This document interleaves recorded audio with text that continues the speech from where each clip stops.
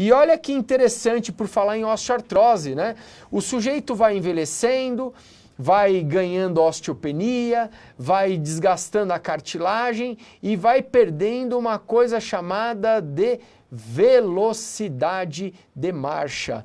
Olha que interessante. Por que que os idosos perdem velocidade de marcha? Se a gente for olhar aqui condições diferentes de velocidade de caminhada em pessoas idosas, tá? Com média aí de 68 anos, a gente vê num primeiro momento que o pico passivo gera uma carga diminuída em relação a pessoas que estão em condição adulta ou de criança, né?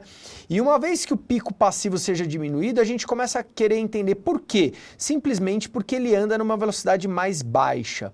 Outra coisa é o seguinte, o pico ativo, né?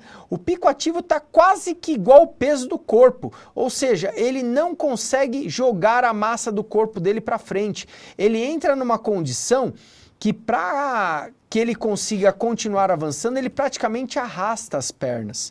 Então a gente vê que uma coisa muito comum que acontece em idosos é, ele tem um aumento da fase de duplo apoio, ele fica mais ancorado no chão, ele tem uma velocidade horizontal de queda do pé aumentada, tocando de forma mais abrupta o calcanhar ao chão.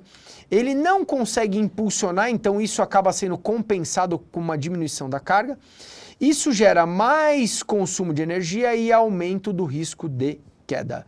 Vejam que tudo isso é alimentado por uma diminuição de condições de movimentação de joelho, quadril, uma condição diminuída de equilíbrio, ou seja, que a gente falou de segurança de marcha, e uma restituição de energia atrasada.